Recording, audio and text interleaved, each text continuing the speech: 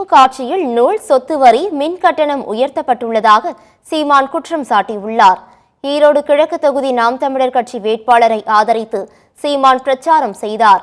அப்போது பேசிய அவர், திராவிட கட்சிகள் மக்களை ஆள நினைப்பதாகவும் தாங்கள் வாழ வைக்க நினைப்பதாக தெரிவித்தார்.